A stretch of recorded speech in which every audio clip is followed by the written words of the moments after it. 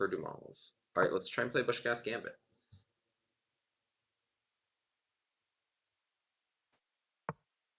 Busch-Gass.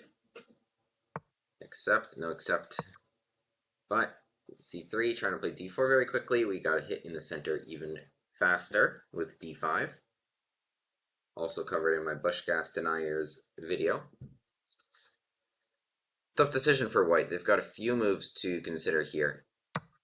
E takes d5 is one of them.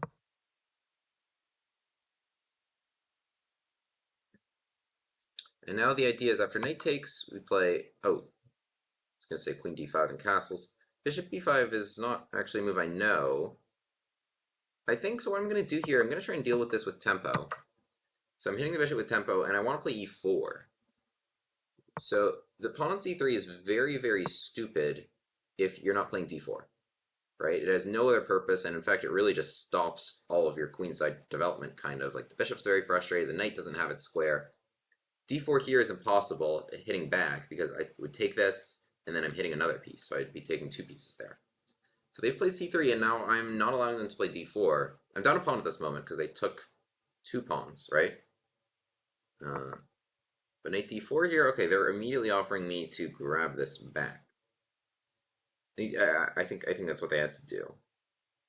I'm not sure I have any, like, really quick hits here. Like, they'll castle, they'll probably be okay. Unless I kind of reroute this way. Which I could, but I should probably just grab that. Alright, we're going to castle right now. I'll see if they move this knight and try and hang on to their pawn. If they just castle, I'll probably grab my pawn back.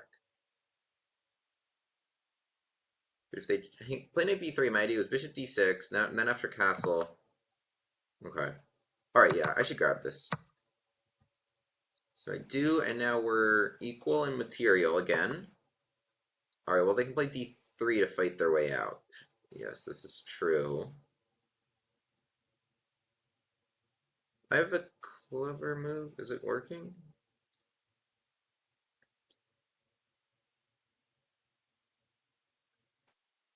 Should be 6. So if d4, I have queen takes d1, and they're losing material in that position, actually. Because if bishop takes, I would take the rook. And if rook takes, I would just grab this bishop. So they can play here bishop e3, but then I would take this. So yeah, this pawn is actually in a serious issue. Bishop a6. I might have gotten them there. I'm hitting this 3 times, right?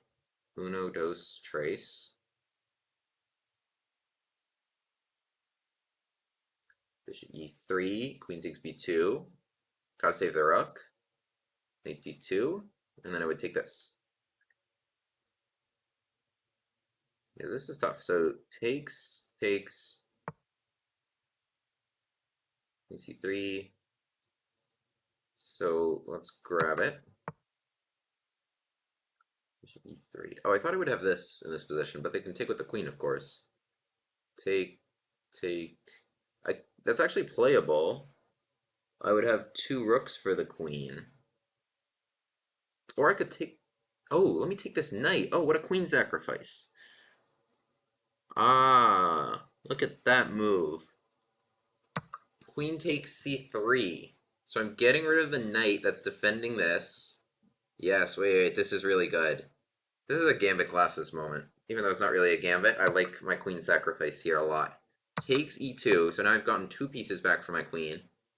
2 pieces and a rook, and an exchange. So I got 2 rooks and a knight for the queen there, by sacrificing the queen on c3. And now we just develop, and now we've got a lot of material. Yeah. Oh, we got him there. We got him there. Okay. Now we just play solid, and we've got this. 5.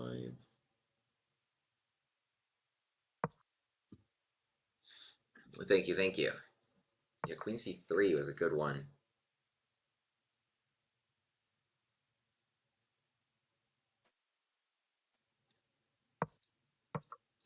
Alright, I might be losing one of those pawns. Oh, it didn't even want it.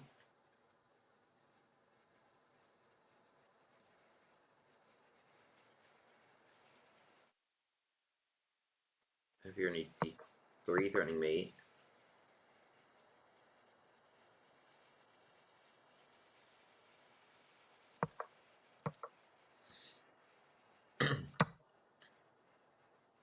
Alright, I'm not too fond of exposing my king like that. But, oh, that's a good move.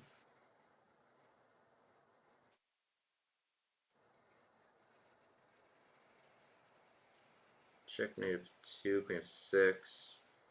Oh, wait. This will work out. Because after queen f6, they'll get forked. If they take it, I have check and fork there. Boom, boom. Look at that. So I actually am up a pawn at the moment. Yeah, that was pretty fortunate that fork works out so beautifully. So they could play your queen b7 if they want to grab this, but I'm going to try and make my own mate threats. Let's play queen g7 here to defend this. And I'll try to shift this into the game.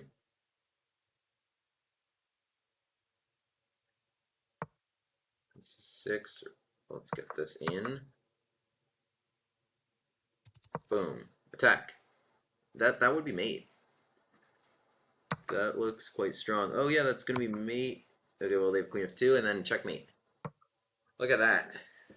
Rooks and knights. Pieces defeat the queen. Let's go. Let's go. I really like that game, actually. That was a really tricky one. I got a 90.4 accuracy score. That was a really, really tricky one. And a lot of that I think I lost on bishop c5. So bishop c5, so we played a Busch-Gass Gambit. They play here c3, trying to play a really quick d4, take the center. Thank you so much. Try and play your d4 to take the center. We hit back with d5, so that they can't just grab the whole center like fast Joko piano.